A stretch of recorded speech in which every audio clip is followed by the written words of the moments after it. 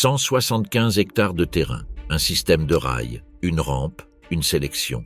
Et au bout de cette rampe, 4 structures en briques rouges avec des cheminées qui n'ont jamais cessé de fumer pendant 3 ans. Maintenant, imaginez que quelqu'un a essayé de faire tout disparaître, effacer chaque brique, chaque os, chaque centimètre de terre imprégnée, qu'il a planté des pins là où il y avait des fosses, qu'il a construit des fermes là où fonctionnaient des chambres à gaz, qu'il a dynamité les crématoires avant de s'enfuir à l'aube. Ce n'est pas de la fiction. C'est ce qui s'est passé entre 1942 et 1945 dans les camps d'Europe de l'Est. Et ce qui est venu après, les procès, les silences, les pillages, les nouveaux prisonniers, les monuments tardifs et les négationnistes, est une histoire que très peu de gens connaissent dans sa totalité. Aujourd'hui, nous allons la parcourir. Depuis le dernier jour de fonctionnement de Treblinka jusqu'au gibet d'Auschwitz où son propre commandant a été pendu.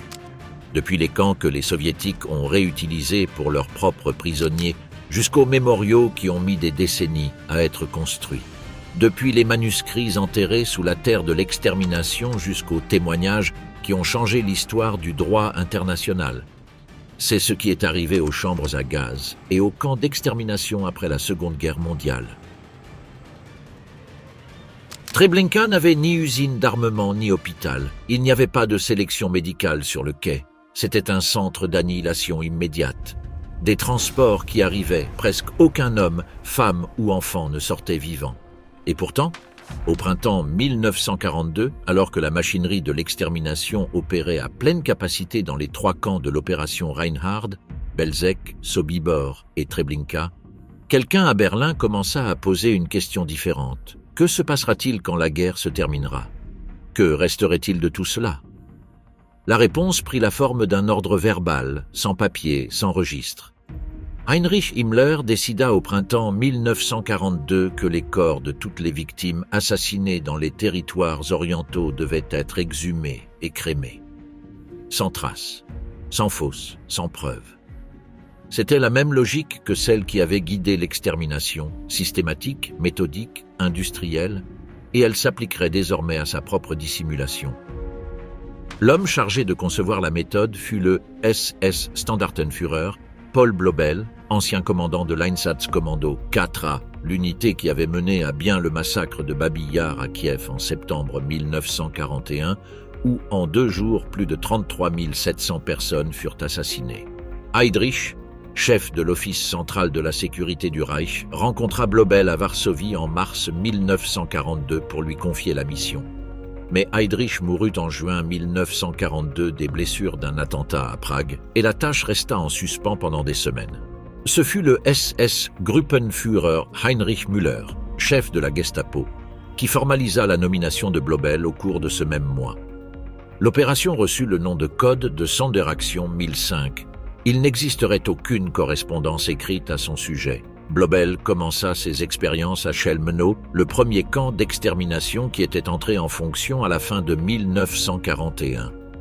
Là, des dizaines de milliers de Juifs de la région de Łódź avaient été assassinés au monoxyde de carbone dans des camions scellés et enterrés dans des fosses dans la forêt. Les premiers essais inclurent des bombes incendiaires, mais celles-ci provoquaient des incendies dans les arbres environnants. Ensuite, on passa à des grilles ouvertes en bois, avec les corps empilés en couches. Les os qui résistaient au feu étaient broyés avec une machine spéciale. Les cendres et les fragments osseux étaient remis dans les fosses d'où les cadavres avaient été sortis. Le résultat fut considéré comme satisfaisant par la SS. La méthode était bon marché, rapide et laissait peu de traces visibles. Les résultats de Blobel furent envoyés au SS Gruppenführer Odilo Globoknik, le chef de police des SS dans le district de Lublin et directeur opérationnel de l'opération Reinhard. Étonnamment, Globoknik n'était pas un homme qui voulait effacer ses actes.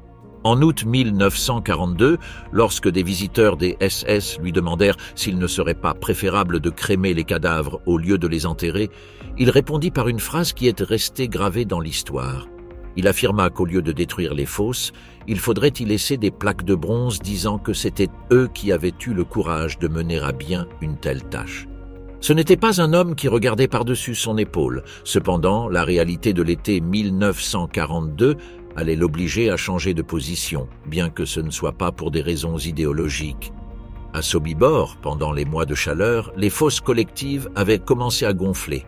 Les cadavres en décomposition généraient des gaz qui poussèrent la terre vers le haut jusqu'à l'élever au-dessus de la surface environnante. Des zones entières du camp se remplirent d'insectes et d'odeurs qui pénétraient dans les baraquements et contaminaient les puits d'eau potable. Les commandants craignirent des intoxications. On apporta une excavatrice. On construisit un grill énorme avec de vieux rails de chemin de fer placés sur des piliers en pierre et on commença à brûler. C'était l'automne 1942. Sobibor fut le premier camp de l'opération Reinhard à initier la crémation systématique des corps enterrés. Le SS Unterscharführer Becher-Warner, qui travailla comme conducteur à Sobibor entre août et novembre 1942, déclara des années plus tard devant le tribunal du procès de Sobibor. Les cadavres étaient assortis des chambres à gaz et crémés sur un grill spécialement préparé. Les cendres et les restes étaient enterrés dans un lieu désigné. Et ensuite, on y planta une forêt. J'apportais des vivres au camp et aussi du bois pour crémer les morts. Léon Feldendler, prisonnier qui survécut au camp et qui allait être l'un des leaders de la révolte de Sobibor, décrivit le début de la crémation dans son témoignage. Dans la première période, il n'y avait pas de crématoire. Après le gazage, les gens étaient déposés dans les fosses. Ensuite, du sol commencèrent à sortir du sang et une terrible odeur de gaz. L'eau à Sobibor devint rance. Cela obligea les Allemands à construire un crématoire. Une grande fosse avec un grill au-dessus. Les corps étaient jetés dessus. Le feu était allumé par le bas et on versait du pétrole sur les cadavres. Les os étaient moulus jusqu'à les transformer en cendres avec des marteaux. L'odeur de chair brûlée imprégnait le camp et ses environs pendant des jours. Il n'y avait pas d'échappatoire. Belzec fut le premier camp de l'opération Reinhard à recevoir des transports de Juifs. Il avait commencé à fonctionner le 17 mars 1942 sous le commandement de Christian Wirth, l'homme qui, plus que tout autre, conçut le système d'extermination qui allait ensuite se répliquer à Sobibor et Treblinka. Wirth était connu parmi ses propres subordonnés comme Christian le Terrible et comme la bête sauvage. Les gardes ukrainiens l'appelaient Stuka, comme les bombardiers en piqué. Il portait toujours un fouet. À Belzec furent assassinés environ 430 000 personnes entre mars et décembre 1942. Le camp avait 3 chambres à gaz originales, ensuite élargies à 6. Toutes étaient déguisées en installation de douche. Le moteur qui pompait le monoxyde de carbone était installé dans une pièce séparée. Le processus depuis l'arrivée du train jusqu'à la mort ne prenait pas plus de 2 ou 13 heures. Rudolf Raeder, l'un des très rares survivants de Belzec, arriva au camp le 17 août 1942. Il décrivit dans son témoignage d'après-guerre la rampe, la confusion, les ordres hurlés, le couloir palissadé en bois qui conduisait aux chambres. Il s'échappa à la fin du mois de novembre 1942, juste avant le début de la crémation. Son récit est l'une des rares sources directes existant sur le fonctionnement intérieur du camp. Les déportations à Belzec cessèrent brusquement en décembre 1942. Le camp étant paralysé, le personnel restant reçut une nouvelle mission, déterrer et brûler tout ce qui se trouvait sous la terre. Il y avait environ 600 000 cadavres dans les fosses. Le SS Scharführer Heinrich Gley, qui servit à Belzec d'août 1942 jusqu'à la fermeture du camp en septembre 1943, déclara devant les tribunaux. Depuis le début d'août 1942 jusqu'à la fermeture du camp en septembre 1943, j'étais à Belzec. Le gazage s'est arrêté à la fin de 1942 quand la neige tombait déjà. Ensuite commença le déterrement et la crémation des cadavres. Cela dura de novembre 1942 à mars 1943. La crémation se déroulait de jour comme de nuit, sans interruption. Au début, on brûlait sur un seul point, puis sur 2. Un site de crémation avait la capacité de brûler 2000 cadavres en 24 heures. Environ 4 semaines après le début, le second point fut érigé. En moyenne, pendant 5 mois, sur le premier endroit furent crémés environ 300 000 cadavres, et en 4 mois sur le second, environ 240 000. Naturellement, ce sont des estimations.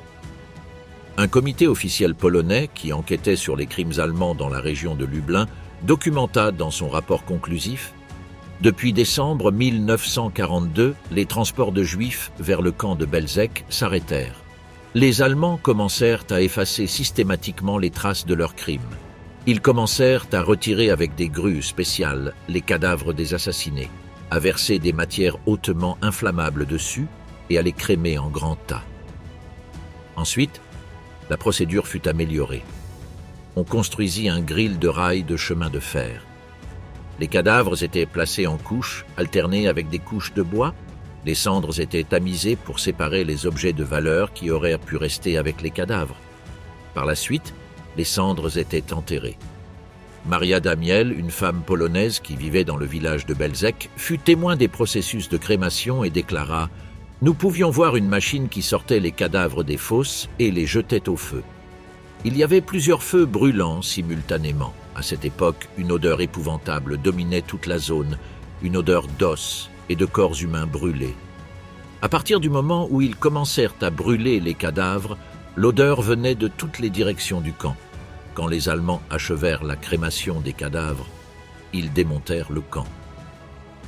La crémation totale à Belzec se termina environ en avril 1943. Il ne resta pas un seul survivant juif parmi les prisonniers qui avaient travaillé dans la zone de crémation. Rudolf Raeder s'était échappé avant qu'elle ne commence. Alors vint le démontage. Les baraquements furent abattus, les bâtiments démolis, les grilles démantelées.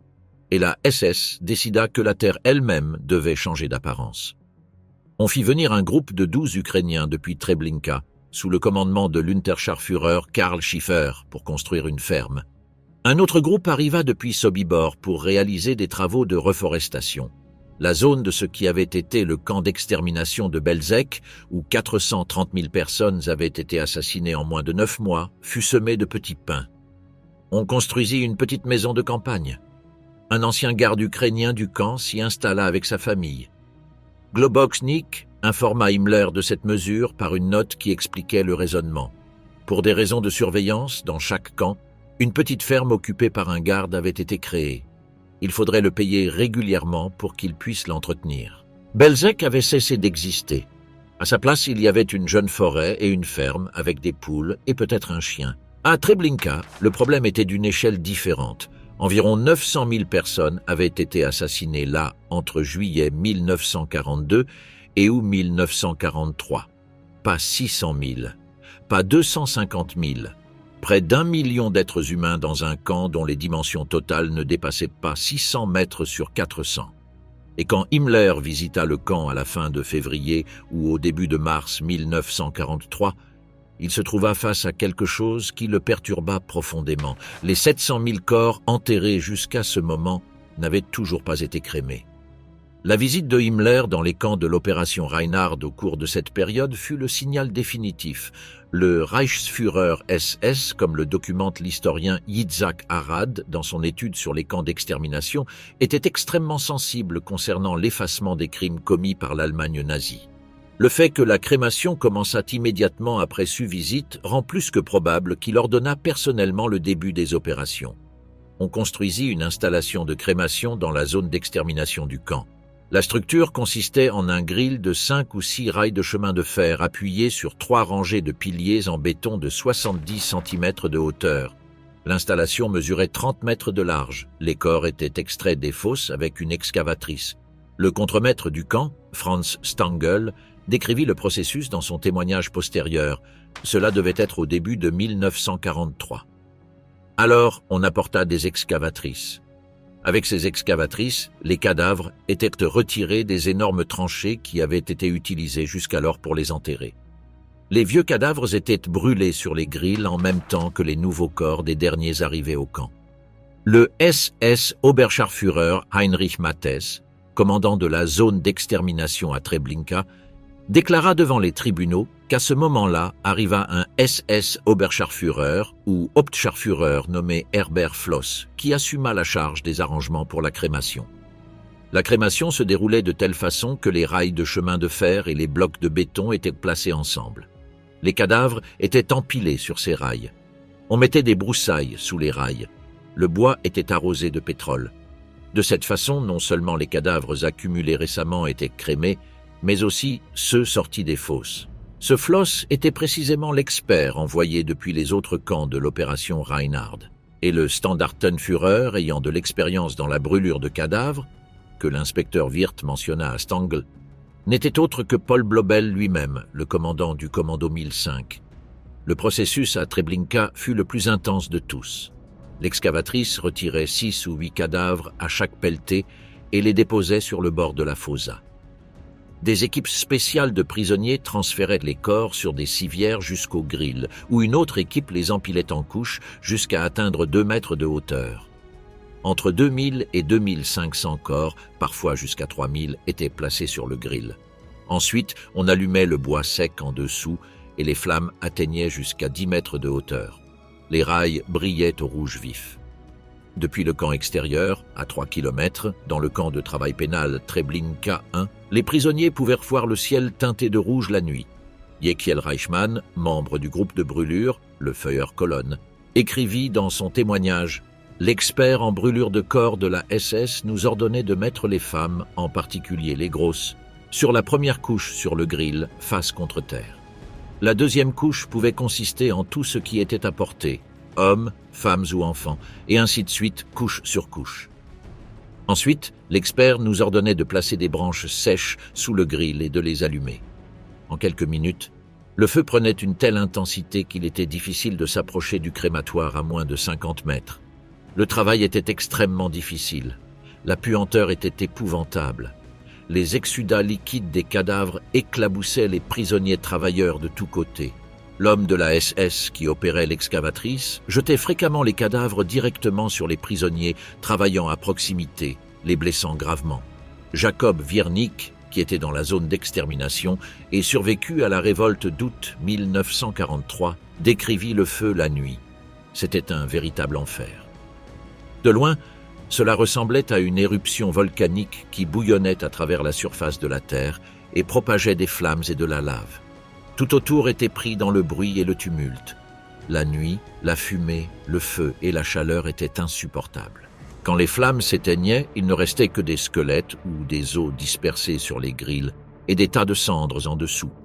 Le groupe des cendres, le H-colonne, recueillait les cendres, moulait les fragments osseux avec des bâtons de bois rond, les tamisait dans un maillage métallique fin, et les fragments qui ne passaient pas à travers le maillage étaient remis sur le grill pour être brûlés à nouveau avec le lot suivant. Les cendres étaient ensuite déversées dans les mêmes fosses d'où les corps avaient été sortis, couvertes de couches de sable, et les 2 mètres supérieurs étaient remplis de terre. Au total, le camp comptait 6 sites de crémation en fonctionnement simultané, avec la capacité de brûler 12 000 cadavres à la fois. Certains prisonniers qui travaillaient dans les fosses vides décidèrent de laisser une preuve de ce qui se passait. Abraham Goldfarb raconta « Secrètement, nous avons placé dans les parois des fosses des squelettes complets et nous avons écrit sur des morceaux de papier ce que les Allemands faisaient à Treblinka. Nous avons mis les papiers dans des bouteilles que nous avons placées à côté des squelettes. Notre intention était que si un jour quelqu'un cherchait des traces des crimes des nazis, elles puissent effectivement être trouvées. » La crémation à Treblinka continua de mars à juillet 1943. Au cours de cette période, le camp continuait de recevoir des transports. La machinerie de l'extermination et la machinerie de la dissimulation fonctionnaient en parallèle. Les nouveaux morts étaient emmenés directement depuis les chambres à gaz vers les grilles, sans enterrement préalable. L'opération complète s'étendit sur 4 mois, car à Treblinka, il fallait crémer plus de 700 000 personnes tout en continuant d'opérer le camp. Le 2 août 1943, les prisonniers de Treblinka se soulevèrent. Ils s'organisaient en secret depuis des mois. Le groupe s'appelait le Comité d'organisation et était composé de prisonniers qui occupaient des postes avec une certaine liberté de mouvement dans le camp. Ils avaient réussi à voler des armes dans l'arsenal de la SS, un pistolet à la fois, une cartouche à la fois, en cachant chaque pièce sous les planches des baraquements ou parmi les vêtements des morts qu'ils devaient traiter. Le plan était d'incendier le camp, de tuer les gardes et de s'enfuir en masse vers les forêts polonaises. Le soulèvement fut imparfait. Les armes volées furent partiellement découvertes avant l'heure fixée. Les plans se précipitèrent. Le 2 août, à 16 heures, un signal retentit et les prisonniers attaquèrent. Ils incendièrent les baraquements, jetèrent des grenades artisanales, tirèrent sur les gardes. Des centaines de prisonniers brisèrent la clôture et coururent vers la forêt environnante. La SS réagit avec rapidité. Sur les environ 840 prisonniers qu'il y avait à Treblinka ce jour-là, entre 300 et 400 réussirent à s'échapper de l'enceinte. La plupart furent capturés et exécutés dans les jours suivants. Seulement environ 70 survivants de la révolte réussirent à atteindre la fin de la guerre en vie. Stangl, le commandant du camp, qui passait des semaines angoissé à l'idée d'être blâmé pour ce qui s'était passé, fut appelé devant Globoknik 3 semaines plus tard. Sa crainte était infondée. Globoknik l'informa qu'il était transféré immédiatement à Trieste pour des opérations anti-partisanes. Stangl décrivit des années plus tard son soulagement. « J'ai senti que mes os allaient se dissoudre. J'étais tellement sûr qu'on allait me blâmer pour quelque chose de mal, et maintenant, au contraire, j'avais ce que j'avais toujours voulu. » Franz Kurt, le lieutenant de Stangl, fut désigné commandant de Treblinka avec une mission spécifique, démanteler le camp et effacer toute preuve de son existence. Franz avait à sa disposition une poignée d'hommes des SS, un groupe de gardes ukrainiens et environ 100 prisonniers juifs qui avaient survécu à la révolte. Les travaux de démolition se déroulèrent durant septembre et octobre 1943. Le 17 novembre partit le dernier train chargé d'équipement du camp. Avant que Franz et ses hommes ne partent vers Sobibor, les 30 derniers prisonniers juifs qui restaient en vie, y compris 2 femmes, furent exécutés. Franz supervisa l'exécution. Les groupes de 5 juifs étaient fusillés par 3 hommes de la SS. Chaque groupe, avant d'être exécuté, était obligé de crémer les corps du groupe précédent. Le dernier groupe fut brûlé par les Ukrainiens. Sur le terrain de l'ancien camp restèrent encore des sections de fils de fer barbelés, quelques fosses, des monticules de sable et toutes sortes d'objets. Une ferme agricole fut construite sur le site et les briques des chambres à gaz furent utilisées pour construire la maison de campagne. Un Ukrainien nommé Strebel, qui avait été garde à Treblinka, amena sa famille et commença à cultiver la terre. Les champs abandonnés de Treblinka furent labourés, on sema du lupin, on planta des pins. Le soulèvement de Sobibor eut lieu le 14 octobre 1943, organisé principalement par le lieutenant juif soviétique Alexandre Aronovitch Pechersky, qui était arrivé au camp en septembre avec un groupe de prisonniers de guerre soviétiques. L'organisation fut méthodique. Les officiers de la SS seraient attirés un par un dans différents ateliers du camp sous différents prétextes et exécutés en silence. Ensuite, les prisonniers tenteraient de franchir la clôture en masse. Le plan fonctionna partiellement. 11 officiers des SS furent tués avant que l'alarme ne soit donnée. Environ 300 prisonniers réussirent à franchir la clôture extérieure. Beaucoup marchèrent sur des mines en tentant de s'échapper. Les gardes ouvrirent le feu avec des mitrailleuses. Des 300 qui s'échappèrent cette nuit-là, environ 50 à 70 survécurent à la guerre. Le lendemain du soulèvement, tous les prisonniers qui ne s'étaient pas échappés furent exécutés. Le camp fut fermé. Les mêmes prisonniers juifs amenés depuis Treblinka pour aider à le démanteler furent ensuite assassinés dans la zone de crémation, obligés de s'allonger sur les grilles où avaient brûlé les corps des morts et fusillés. L'exécution fut menée à bien par l'Oberscharführer Wagner et les gardes ukrainiens Kaiser et Bodessa. Les derniers hommes de la SS et les Ukrainiens abandonnèrent le camp en décembre 1943. Comme à Belzec et Treblinka, tous les bâtiments de Sobibor furent détruits. Une ferme fut construite, la terre labourée et le silence imposé. Le 19 octobre 1943, Globoknik écrivit à Himmler depuis Trieste « J'ai conclu l'opération Reinhard, que j'ai dirigée dans le gouvernement général le 19 octobre 1943, et j'ai dissous tout l'OSCAN. » Le 30 novembre 1943, Himmler répondit « Cher Globoknik, je confirme la réception de votre lettre datée du 4 novembre 1943 et votre notification concernant la fin de l'opération Reinhard. Je vous remercie également pour le rapport que vous m'avez envoyé. Je vous exprime mes remerciements et ma reconnaissance pour les grands et uniques services que vous avez rendus à tout le peuple allemand en menant à bien l'opération Reinhard. L'opération avait exterminé 1,7 million de Juifs et son directeur recevait une lettre de remerciement. Auschwitz était différent. Alors que les camps de l'opération Reinhard étaient de petites installations compactes, conçues exclusivement pour tuer, Auschwitz était un complexe de plus de 40 km² avec des sous-camps satellites qui arrivèrent à héberger plus de 135 000 prisonniers en août 1944. À Auschwitz, il y avait des baraquements, des hôpitaux, des laboratoires, des usines et aussi, depuis 1942, 4 grandes installations de crémation à Birkenau, chacune d'elles avec des chambres à gaz souterraines déguisées en vestiaires et douches, et des fours crématoires à double moufle capables d'incinérer jusqu'à 1440 cadavres par jour. Le 7 octobre 1944 eut lieu le soulèvement du Sonderkommando.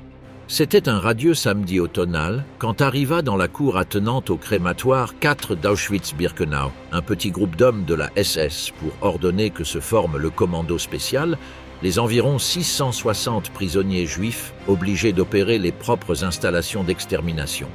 Transporter les corps, arracher les dents en or, déplacer les cendres. Un juif polonais nommé Chaim Neuhoff se lança soudainement vers l'avant et frappa l'un des gardes avec un marteau. Certains de ses compagnons se joignirent à lui avec des pierres, des haches et des barres de fer. Les sirènes du camp remplirent le ciel de Birkenau. La fumée qui s'éleva ce jour-là ne provenait pas des cadavres, mais du bâtiment même du crématoire 4 que les prisonniers avaient incendié. Les prisonniers savaient depuis des mois qu'ils seraient éliminés dès que le génocide des Juifs hongrois se terminerait. Ils avaient passé le printemps et l'été 1944 à accumuler des explosifs volés à l'usine Weichselunion Metallwerk, où travaillaient des prisonnières qui les faisaient parvenir en contrebande au Sonderkommando. Les grenades étaient prêtes, mais le grand plan d'une révolte coordonnée avec le mouvement clandestin du camp ne se matérialisa jamais.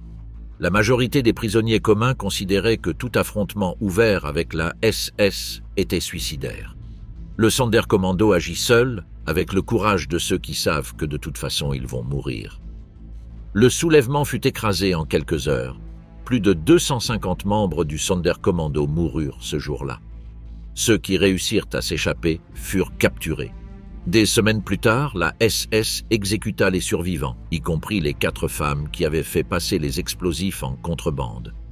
L'une d'elles, Estusia Weichblum, écrivit à sa sœur une lettre d'adieu après des semaines de torture. « Ceux qui sont de l'autre côté de ma fenêtre continuent de garder espoir, mais moi, il ne m'en reste plus, tout est perdu et j'ai tellement envie de vivre. » Malgré l'échec du soulèvement, l'extermination en masse à Auschwitz touchait déjà à sa fin.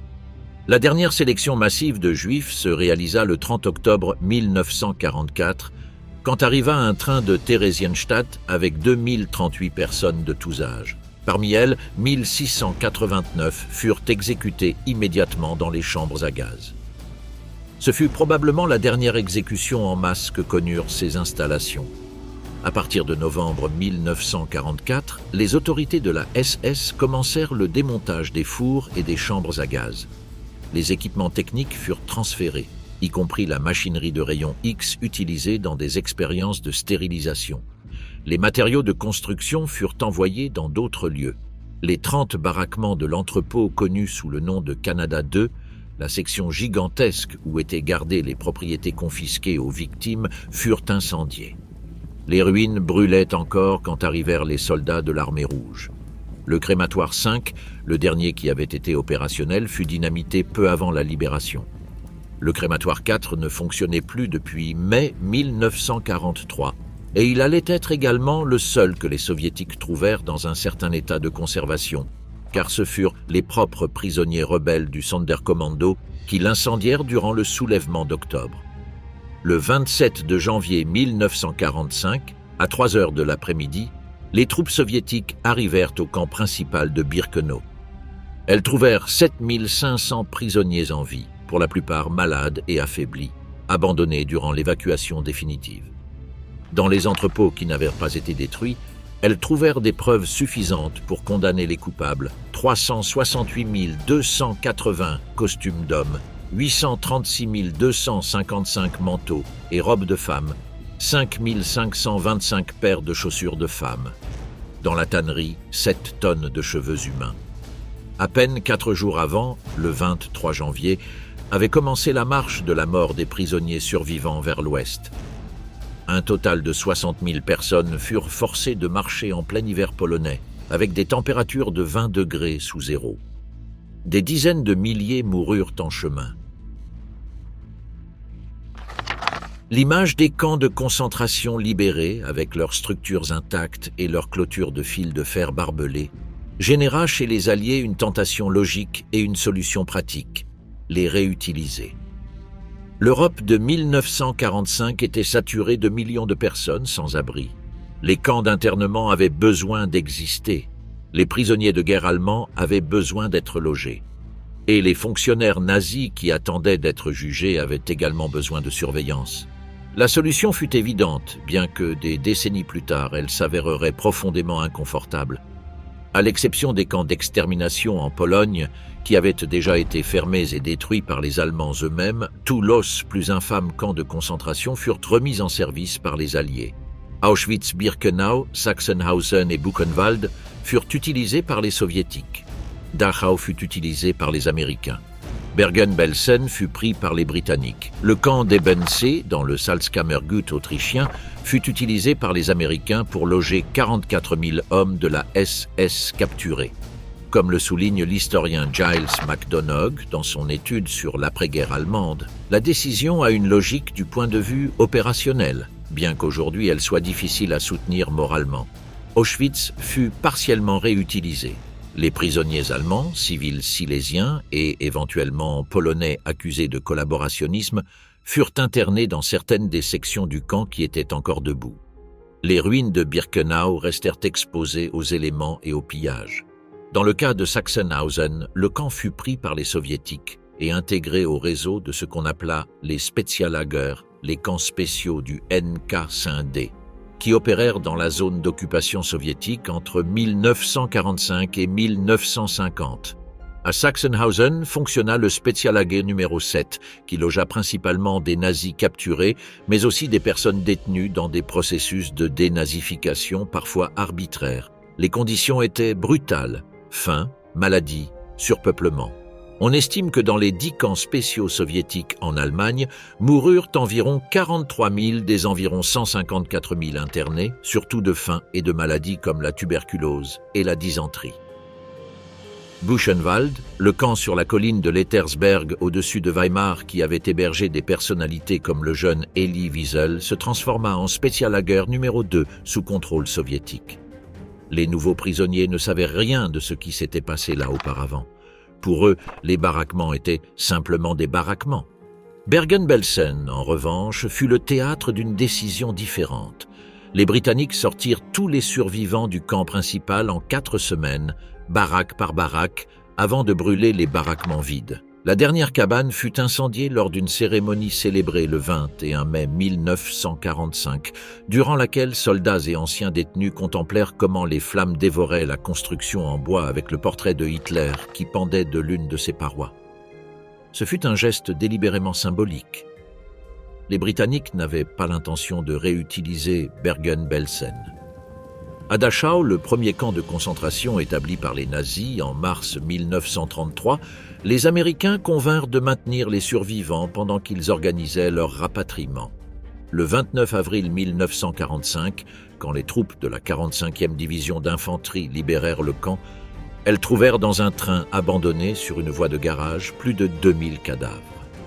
Les soldats, pâles et tremblants, continuèrent d'avancer jusqu'à l'enceinte principale où ils trouvèrent 32 000 survivants de près de 30 nationalités. En entrant, certains soldats américains exécutèrent sommairement un nombre indéterminé de gardes des SS, dont une partie fut littéralement lynchée par les prisonniers libérés eux-mêmes. Les survivants furent transférés dans les baraquements de la SS mieux équipés, pendant que le rapatriement s'organisait. Dans le cas de Dachau, les Américains réalisèrent des visites guidées pour le personnel et les fonctionnaires alliés. Les crématoires et la chambre à gaz, sur la fonction réelle de laquelle existaient des doutes, étant donné que la principale méthode d'exécution à Dachau était un coup de feu dans la nuque et que le gazage de prisonniers de Dachau avait généralement lieu au château de Hartheim, en Autriche, devinrent une partie importante du parcours. Plus de 3000 prisonniers de Dachau moururent dans les installations de Hartheim. Le silence qui régna dans les camps de l'opération Reinhard après leur démontage ne dura pas longtemps. Avant que les troupes soviétiques n'arrivent dans la région au cours de l'été 1944, et avec plus d'intensité immédiatement après la libération, les habitants des villes et villages proches de Belzec, Sobibor et Treblinka commencèrent à arriver avec des pelles et des pioches. Les rumeurs couraient vite. Les Allemands n'avaient pas brûlé tous les corps. Certains Juifs avaient été enterrés avec leurs vêtements sans être dépouillés d'abord de leurs possessions. Dans les coutures et les plis des robes, il pourrait y avoir de l'argent, de l'or, des diamants. Les dents en or n'avaient pas non plus toujours été arrachées. Et selon ce que disaient certains informateurs, les prisonniers juifs avaient enterré des trésors sur les terrains du camp. Rachel Auerbach, écrivaine et historienne judéo-polonaise, visita Treblinka le 7 novembre 1945 dans le cadre d'une délégation de la Commission d'État polonaise pour l'investigation des crimes allemands sur le sol polonais. Elle décrivit ce qu'elle vit. Des masses de toutes sortes de pillards et de voleurs avec des pelles et des pioches à la main étaient là en train de creuser, de chercher, de rateler et de tamiser le sable. Ils remuaient des restes décomposés de la poussière, des os et des déchets jetés là. Certains plaçaient plusieurs bombes ensemble, les faisaient exploser, et des trous gigantesques se creusaient dans la terre profanée, saturés du sang et des cendres des Juifs brûlés. Des scènes similaires se répétaient dans les camps de Belzec et Sobibor. Edward Lugzinski, voisin polonais de Belzec, déclara « Après avoir nettoyé la zone du camp d'extermination, les Allemands plantèrent la zone de petits pins et partirent. À ce moment-là, toute la zone fut littéralement mise en pièces par la population voisine qui cherchait de l'or et des objets de valeur. C'est pourquoi toute la surface du camp resta couverte d'os humains, de cheveux, de cendres de cadavres crémés, de dentiers, de vaisselle et d'autres objets. Les pillards perforaient la terre avec une telle fréquence que les Allemands, alors qu'ils contrôlaient encore la zone, durent envoyer de nouveaux détachements depuis Sobibor et Treblinka pour restaurer l'aspect paisible du terrain et dissuader les fouilleurs. Ils ne réussirent pas toujours. Après la guerre, ces fouilles continuèrent pendant des mois et des années. Chaque section de la terre était vérifiée méticuleusement par des personnes locales et par des gens venus de loin qui tentèrent leur chance. Dans certains cas, les explosions de grenades enterrées sans exploser tuèrent plusieurs pillards. La recherche ne cessa pas avant que le gouvernement polonais ne décida de transformer les zones des camps en sites de mémoire nationaux. Le paradoxe était douloureux. Les coupables avaient travaillé pendant des mois pour effacer toute trace de leurs crimes. Les pillards d'après-guerre, dans leur cupidité, finirent par déterrer plus que ce que les nazis avaient réussi à cacher. Le 18 octobre 1945 commencèrent formellement les procès de Nuremberg devant le tribunal militaire international. C'était la première fois dans l'histoire qu'un tribunal international jugeait les dirigeants d'un État pour crimes contre l'humanité.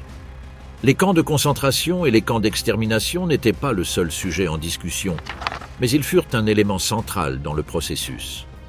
Le 29 novembre 1945, l'accusation américaine projeta un film d'1 heure sur les atrocités des camps de concentration. Certains des 24 accusés parurent, pour la première fois, horrifiés devant le spectacle. L'opinion du public se durcit encore plus. Quelqu'un dans la salle cria « Pourquoi ne fusillons-nous pas ces porcs dès maintenant ?» Hermann Göring, créateur du système des premiers camps, Ernst Kaltenbrunner, successeur de Heydrich comme chef de la RSHA, et Albert Speer, directeur du travail esclave du Reich. Tous furent accusés de crimes directement liés au camp. Le tribunal trancha que la SS était une organisation criminelle dans sa totalité.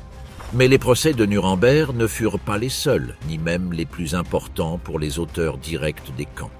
Ce fut en Pologne, devant le tribunal suprême national polonais, que furent jugés les hommes qui avaient touché l'os interrupteur, qui avaient dirigé les chambres à gaz, qui avaient tenu le compte des morts. Le procès le plus décisif pour Auschwitz commença le 22 novembre 1947. Le 2 avril 1947, le commandant d'Auschwitz, Rudolf Franz Ferdinand Höss, qui avait été découvert l'année précédente par une unité britannique de crimes de guerre cachée dans une ferme isolée, avec de faux documents au nom du marin Franz Lang, fut condamné à la mort. 2 semaines plus tard, il se trouvait sur le gibet installé dans l'enceinte principale du camp qu'il avait lui-même fondé 7 ans plus tôt. Il fit un geste qui s'avéra caractéristique de son tempérament. Il bougea la tête pour ajuster lui-même le nœud de la pendaison. Puis, la trappe s'ouvrit. Heuss avait déclaré devant le tribunal de Nuremberg en novembre 1945, avec une franchise qui déconcerta les procureurs. Il décrivit avec une précision opérationnelle le fonctionnement des crématoires, la sélection sur la rampe, l'utilisation du Zyklon B. Il écrivit de plus des mémoires dans la prison de Cracovie, dans les premiers mois de 1947, qui ont été publiés sous le titre « Le commandant d'Auschwitz parle » et qui reste l'un des documents les plus perturbateurs de l'histoire de l'Holocauste. Heuss décrivait l'assassinat de plus d'1 million de personnes comme s'il s'agissait de la gestion d'un problème logistique, sans la moindre lueur de remords réel. La seule chose qu'il regrettait, affirma-t-il, était de ne pas avoir été agriculteur. Avant que la sentence ne fût prononcée contre Heuss, le tribunal suprême national polonais avait déjà poursuivi d'autres responsables d'Auschwitz. Le 22 décembre 1947, il déclara coupable 39 personnes liées au camp. Parmi les 23 condamnés à la peine capitale se trouvaient Arthur Liebehenschel, Hans Hohmeier et Maximilian Grabner. Amon Goeth, commandant du camp de travail de Płachow, immortalisé dans le film de Steven Spielberg, La liste de Schindler, avait été condamné à mort et exécuté le 5 septembre 1946, également en Pologne. Les procès alliés dans la zone américaine d'occupation se concentrèrent principalement sur le personnel des camps libérés par leurs troupes. Le tribunal militaire de Dachau poursuivit les responsables du camp principal et, en utilisant le concept juridique du dessein commun, déclara coupable et condamna la majorité des accusés en moins d'1 mois. Ils poursuivirent plus de 1000 accusés liés à Dachau et au camp qui avait été libéré par les Américains: Mauthausen, Buchenwald, Flossenbürg et Dora. Les condamnations à mort furent exécutées dans la prison de Landsberg. Le commandant Martin Weiss fut pendu en mai 1946. Avant de mourir, il écrivit une lettre d'adieu à ses enfants plus jeunes en leur disant que cela valait la peine de mourir pour la patrie. Les Britanniques, pour leur part, célébrèrent le premier procès pour crime de guerre à Bergen-Belsen entre septembre et novembre 1945 devant le tribunal de Lunebourg. 30 accusés furent condamnés, 11 montèrent à la potence. Le commandant Joseph Kramer, connu comme la Bête de Belsen, fut exécuté à la prison de Hameln le 13 décembre 1945, en même temps que d'autres fonctionnaires du camp. Le commandant de Ravensbrück, Fritz Suren, qui avait vécu sous une fausse identité en Bavière jusqu'à ce qu'il fût reconnu par son ancienne secrétaire, fut exécuté par un tribunal militaire français en juin 1950. Les tribunaux soviétiques poursuivirent des fonctionnaires de Sachsenhausen à Berlin en novembre 1947. Gustav Sorge, surnommé De Fer, et Wilhelm Schubert, connu comme Pistolet, reçurent la prison à perpétuité. L'ancien commandant du camp, Anton Kaindl, fut également condamné. 6 des 14 condamnés, y compris Kaindl, moururent avant 1 an dans des camps de travail soviétiques. Pour les camps de l'opération Reinhard, les procès arrivèrent plus tard. Le procès de Belzec à Munich contre Joseph Oberhauser dura à peine 3 jours, du 18 au 21 janvier 1965. Oberhauser fut condamné à 4 ans et demi de prison. Le procès de Sobibor à Hagen contre 12 hommes de la SS se célébra entre septembre 1965 et décembre 1966. L'un des accusés, Kurt Bollender, ancien commandant de la zone d'extermination de Sobibor, se suicida pendant le processus. Seulement 6 des restants furent condamnés.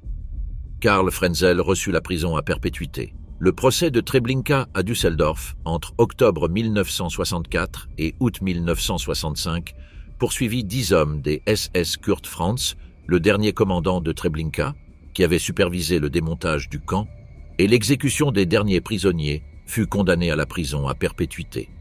3 de ses coaccusés reçurent la même peine. 5 furent condamnés à entre 3 et 12 ans de prison. Gustav Wagner, l'un des principaux responsables de Sobibor, s'échappa après la guerre au Brésil, où il vécut ouvertement pendant des décennies. Il fut localisé en 1978, mais le Brésil rejeta son extradition. Wagner fut trouvé mort en 1980, dans des circonstances jamais tout à fait éclaircies. Franz Stangl, le commandant de Sobibor puis de Treblinka, fuit également au Brésil à la fin de la guerre. Il fut découvert en 1967 par le chasseur de nazis Simon Wiesenthal arrêté et extradé en Allemagne fédérale.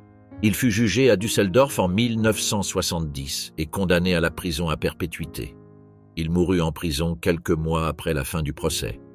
La majorité des hommes des SS et des gardes ukrainiens qui servirent dans les camps d'extermination de l'opération Reinhard ne furent jamais jugés. La fin de la guerre ne signifia pas la fin de l'impunité. Des centaines d'auteurs des camps de concentration et d'extermination réussirent à échapper à la portée de la justice pendant des années, des décennies, et certains pour toujours.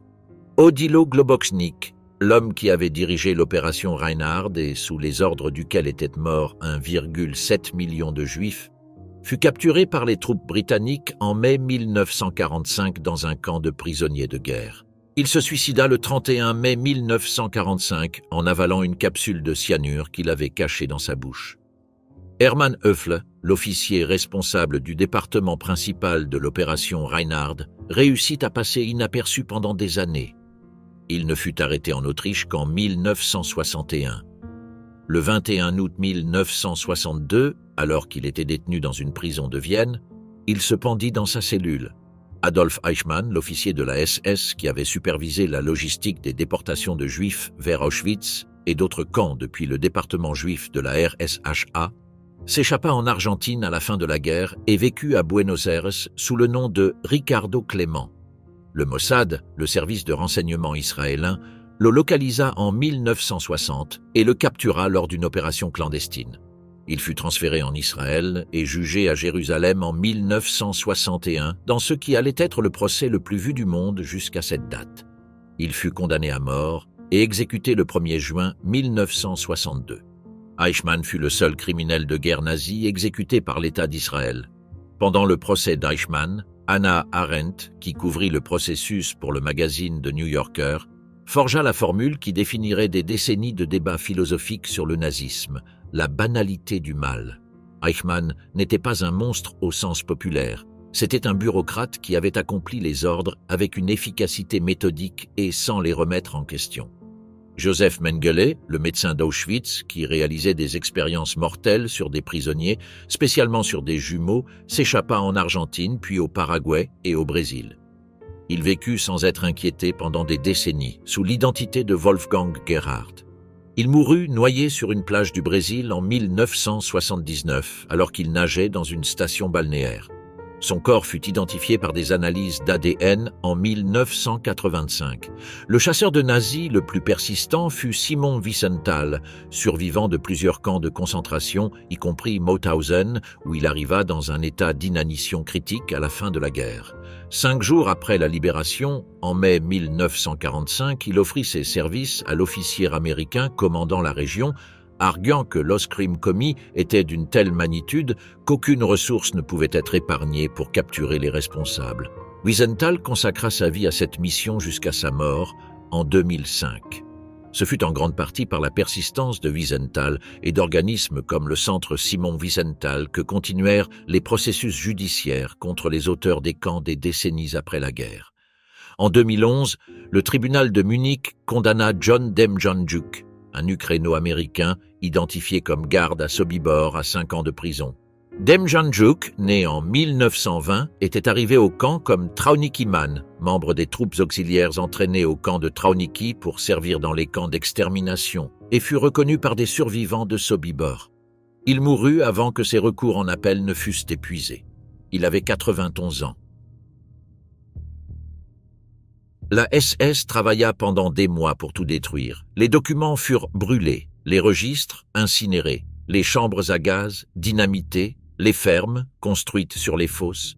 Mais il y eut quelque chose que les nazis ne purent détruire, la détermination de ceux qui savaient tout la vérité de la laisser écrite.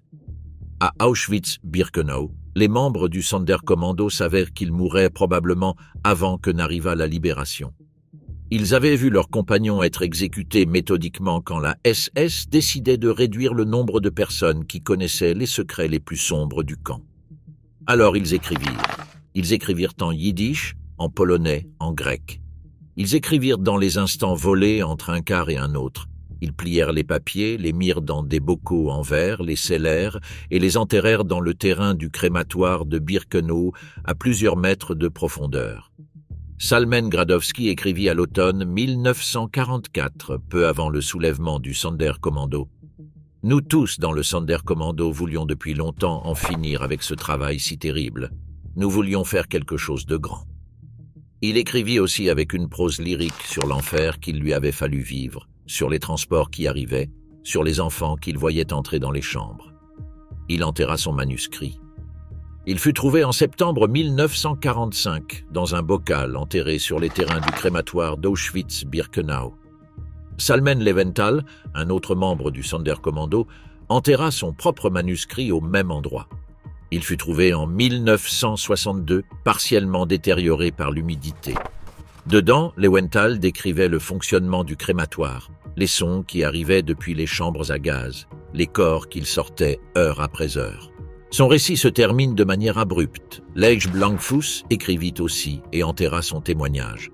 Langfuss fut exécuté le 26 de novembre 1944 lors de la dernière sélection du Sonderkommando avant l'évacuation du camp. Jour avant sa mort, il avait écrit « Nous savons qu'on va nous mettre à mort ». À Treblinka, Abraham Goldfarb et d'autres prisonniers avaient placé des bouteilles avec des messages à l'intérieur des fosses qui étaient en train d'être vidées durant la crémation de 1943.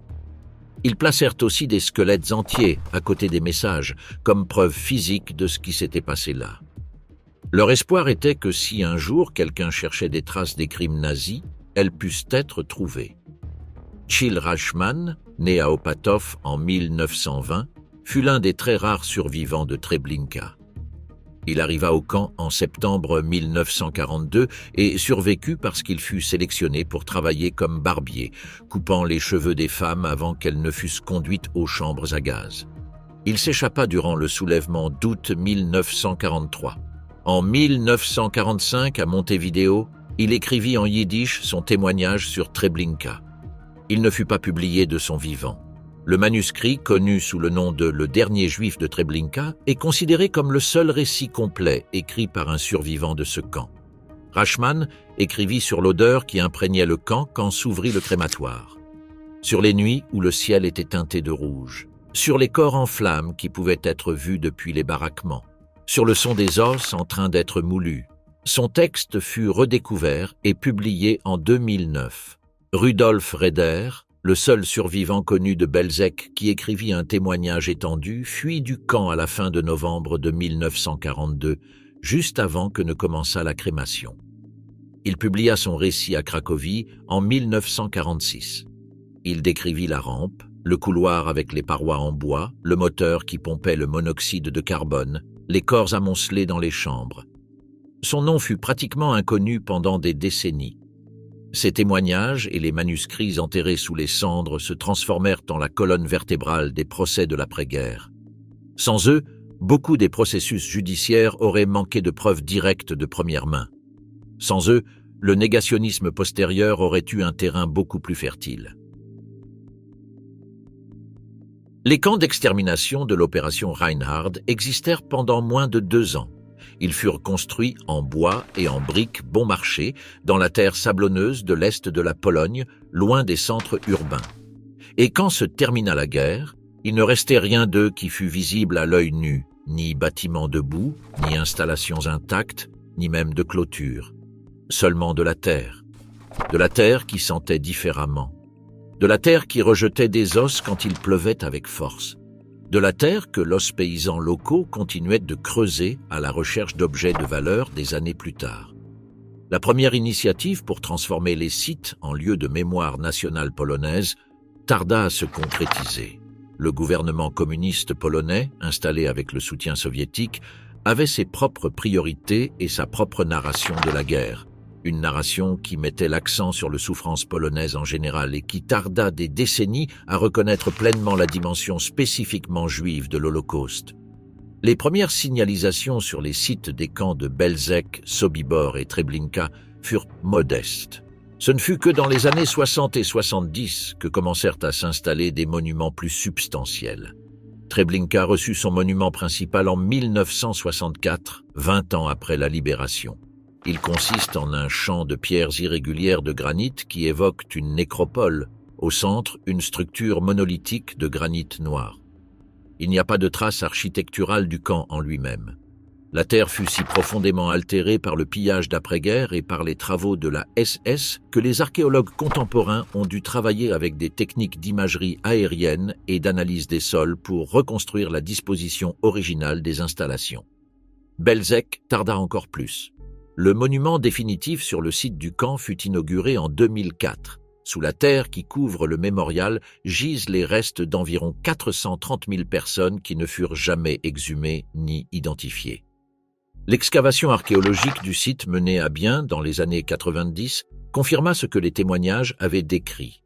La terre était imprégnée de cendres, de fragments osseux et d'objets personnels à plusieurs mètres de profondeur. Auschwitz fut différent. Le camp principal et Birkenau furent déclarés monument national polonais en 1947, la même année où fut exécuté Heuss sur ces terrains. En 1979, l'UNESCO inclut Auschwitz-Birkenau sur la liste du patrimoine mondial.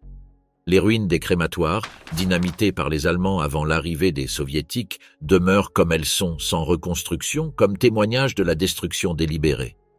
Les Alliés prirent la décision consciente de ne pas reconstruire les installations d'extermination. Ce que les nazis avaient détruit resterait détruit, comme preuve de la destruction même. Le musée d'État d'Auschwitz-Birkenau reçoit actuellement plus de 2 millions de visiteurs par an. Yad Vashem, le mémorial national de l'Holocauste à Jérusalem, fut établi par le Parlement israélien, la Knesset, en 1953. Son nom provient d'un verset du livre d'Isaïe. « Je leur donnerai dans ma maison et dans mes murs un mémorial et un nom. » Depuis sa fondation, Yad Vashem a réuni plus de 200 millions de pages de documents, plus de 4 millions de photographies et des témoignages de centaines de milliers de survivants.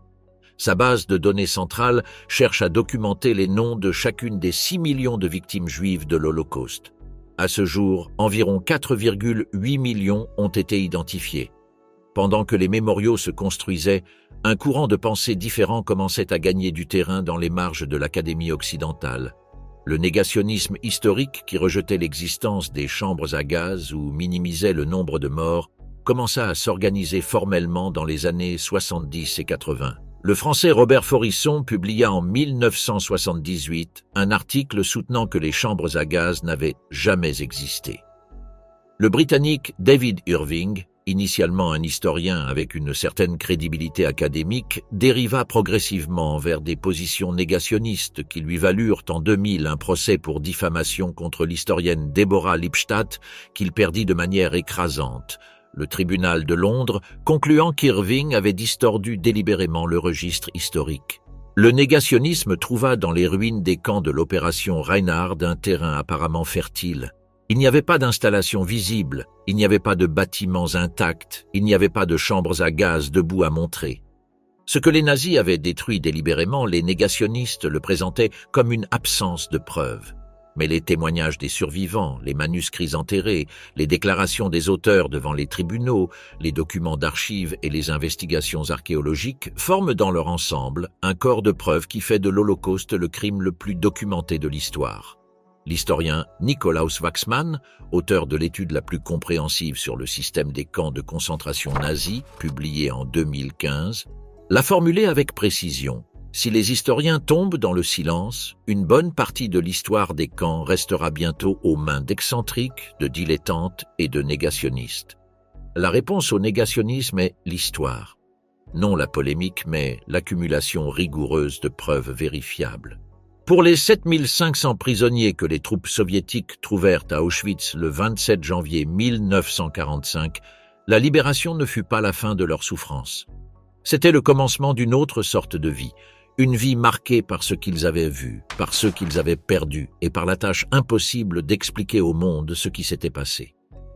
Les survivants des camps de l'opération Reinhard étaient extraordinairement peu nombreux. Sur les environ 700 prisonniers qu'il y avait à Treblinka le 2 août 1943 lorsque la révolte eut lieu, peut-être 70 atteignirent la fin de la guerre en vie. De Belzec, à peine une poignée. Rudolf Raeder fut probablement le seul à donner un témoignage étendu. De Sobibor, environ 50 survécurent. Chill Rachman, le dernier juif de Treblinka qui écrivit ses mémoires, arriva à Montevideo.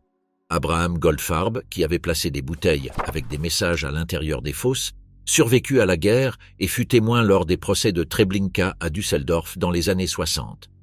Sacha Pechersky, le lieutenant d'origine soviétique qui avait mené le soulèvement de Sobibor, retourna en Union soviétique après la guerre. Les autorités soviétiques le reçurent con suspicion. Tout citoyen soviétique qui était tombé prisonnier des Allemands était considéré comme suspect de collaborationnisme. Pechersky mit des décennies à être reconnu officiellement comme un héros de la résistance. Les survivants d'Auschwitz affrontèrent leurs propres difficultés. Jules Schelvis, un juif néerlandais qui avait perdu toute sa famille à Sobibor, écrivit depuis un hôpital militaire français le 26 mai 1945, peu de semaines après avoir été libéré d'un camp subsidiaire de Natzweiler. « Je dois recommencer à vivre, sans épouse et sans famille. » Le retour dans les foyers fut, pour la majorité des Juifs d'Europe de l'Est, un coût supplémentaire. Les maisons avaient été occupées par d'autres. Les voisins refusaient de restituer les propriétés confisquées. L'hostilité antisémite n'avait pas disparu avec le nazisme.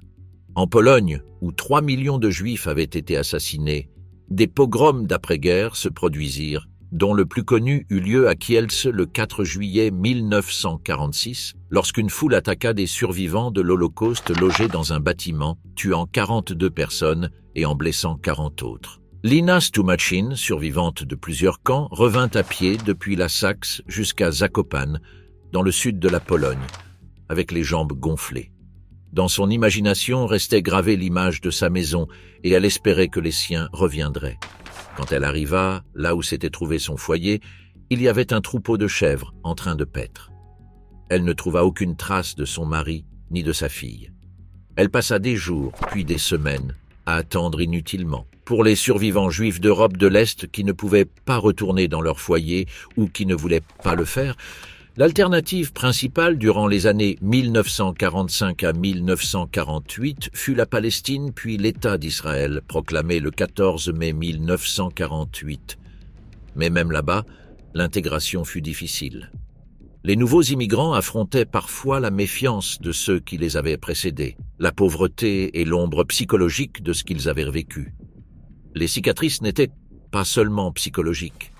Hermine Horvat, une tzigane survivante d'Auschwitz et de Ravensbrück, révéla lors d'un entretien en janvier 1958 que les infections, les séquelles des gelures et les expériences médicales l'avaient laissée incapable de travailler. Elle mourut 2 mois après cet entretien, à l'âge de 33 ans. Jean Améry, un philosophe judéo-autrichien qui avait survécu à Auschwitz et à d'autres camps, écrivit sur le dommage permanent que produisait la torture, que, une fois que le corps a été soumis à la volonté d'un autre, cette domination ne disparaît jamais tout à fait. Il se suicida en 1978. Primo Levi, le chimiste italien dont le témoignage sur Auschwitz, si c'est un homme, est considéré comme l'un des textes fondamentaux du XXe siècle, mourut en 1987 dans ce que les indices désignent comme un suicide, 42 ans après la libération. Il avait écrit sur la mémoire de l'offense qui accompagnait les survivants pendant des décennies, niant la paix aux tourmentés. Tous les survivants ne sombrèrent pas. Thomas Burgenthal, le petit Tommy que l'écrivain norvégien Odd Nansen avait connu à l'infirmerie de Sachsenhausen, le garçon qui avait perdu 2 orteils par gelure durant la marche de la mort depuis Auschwitz, arriva à New York en 1951, alors qu'il était adolescent. Il développa une carrière juridique de premier plan et fut nommé membre de la Cour internationale de justice de La Haye, le plus haut tribunal international du monde. Des années après, quand on lui demandait pourquoi il avait survécu, sa réponse invariable était un seul mot, chance. Simon Wiesenthal, survivant de Mauthausen, transforma sa survie en mission. Le centre Simon Wiesenthal, fondé à Los Angeles en 1977, continue d'être actif. Wiesenthal mourut en 2005, ayant contribué à la capture et aux poursuites de plus de 1100 criminels nazis. Visiter les sites des camps d'extermination de l'opération Reinhard aujourd'hui est une expérience à laquelle aucune description ne peut tout à fait préparer. À Treblinka, le mémorial occupe la zone de l'ancien camp d'extermination. 17 000 pierres de granit de différentes tailles sont disposées sur une surface de plusieurs acres. Chaque pierre représente une communauté juive détruite. Au centre, une pierre plus grande porte inscrit en polonais, hébreu, anglais et yiddish. Plus jamais ça. Le sol lui-même est composé en bonne partie de sable et de terre remuée, des cendres qui se mélangèrent avec la terre durant les travaux de crémation et de dissimulation de 1943. Quand il pleut fort, de petits fragments osseux remontent à la surface. Il n'y a pas une seule brique du camp original. La ferme du gardien ukrainien a disparu il y a des décennies. Les pins qu'avait plantés la SS ont poussé et ont été coupés. Le lupin qui fut semé pour dissimuler les fosses a fleuri et est mort avec les saisons. À Belzec, le mémorial inauguré en 2004 consiste en une faille profonde qui traverse le paysage. Une entaille dans la terre qui oblige le visiteur à descendre. Les murs de la faille sont couverts de fragments de pierres sombres. Au fond, des inscriptions en hébreu et en polonais. Toute la surface du mémorial repose sur les restes des 430 000 assassinés. Les archéologues qui travaillèrent sur le site durant les années 90 déterminèrent que toute excavation significative violerait irréparablement les restes humains qui demeurent sous terre. Le mémorial préserve le sol sans y toucher. À Sobibor, le site est plus modeste. Un mémorial marqué d'une flamme éternelle et d'une plaque de pierre. La forêt de Sobibor entoure le lieu, silencieuse. En 2014 commencèrent des fouilles archéologiques systématiques qui confirmèrent l'emplacement exact des chambres à gaz, identifièrent les contours du camp et récupérèrent des milliers d'objets personnels des victimes. À Auschwitz, les ruines des crématoires et des chambres à gaz de Birkenau demeurent telles que les laissèrent les explosions de novembre et de janvier 1944 à 1945. Les sous-sols des vestiaires, qui étaient en réalité les antichambres des chambres à gaz, sont visitables. La SS ne réussit pas à tout détruire. Les murs en béton restent debout, effondrés dans le sol, s'ouvrant sur le ciel d'Auschwitz. Les fours du crématoire 1, dans le camp principal, ont été partiellement reconstruits pour les visiteurs pour des raisons pédagogiques. Une plaque informe de cette circonstance. Le musée d'État d'Auschwitz-Birkenau conserve les objets confisqués aux victimes que la SS ne réussit pas à détruire ou à envoyer en Allemagne avant l'arrivée de l'armée rouge. Les tonnes de cheveux humains, les milliers de chaussures empilées, les valises avec des noms et des adresses, les montures de lunettes, les prothèses. Ces objets ne sont pas des pièces d'exposition muséale au sens conventionnel. Ils sont des preuves. Ils sont la démonstration matérielle que derrière chaque numéro tatoué sur un bras, il y avait une personne avec un nom, une adresse, une valise pleine de choses qu'elle pensait qu'elle allait avoir besoin. Himmler et Globoknik crurent qu'ils pouvaient effacer ce qu'ils avaient fait. Ils plantèrent des forêts, ils construisirent des fermes, ils dynamitèrent les crématoires, ils brûlèrent les documents, ils ordonnèrent qu'il n'y eût aucune correspondance écrite sur la Sonderaktion 1005, et pourtant, nous voici, en train d'en parler, avec des noms, avec des dates, avec des témoignages. Ce qu'ils ne purent pas effacer fut la détermination de ceux qui savaient de laisser des preuves. Abraham Goldfarb plaçant des bouteilles avec des messages à l'intérieur des fosses vides de Treblinka. Salmen Gradowski enterrant ses pages en yiddish à côté du crématoire de Birkenau. Chill Reichmann écrivant à Montevideo en 1945 ce qu'il avait vu pour que le monde le sût. Stanisław Kłodzieński sortant en contrebande des listes de victimes d'Auschwitz et les envoyant à Londres. Rudolf Reder publiant à Cracovie en 1946 son récit de Belzec. Ce qu'ils ne purent pas effacer fut la mémoire incarnée dans les personnes qui survécurent. Et ce qu'ils ne purent pas effacer fut la terre elle-même. La terre de Treblinka, de Belzec, de Sobibor, d'Auschwitz. Une terre qui rejette des eaux quand il pleut. Une terre que les archéologues ont appris à lire comme un texte. Une terre qui sait ce qui s'est passé sur elle, bien que tous les bâtiments aient disparu. Les procès ne furent pas parfaits. Beaucoup d'auteurs s'échappèrent. La guerre froide freina les procédures durant des décennies. Certains des plus grands criminels vécurent de longues vies dans l'impunité. But, le droit international changea pour toujours après Nuremberg. Le concept de crime contre l'humanité, le principe que les chefs d'État n'ont pas d'immunité pour ordonner l'extermination de masse, l'idée que les individus sont responsables devant la loi internationale indépendamment des ordres reçus.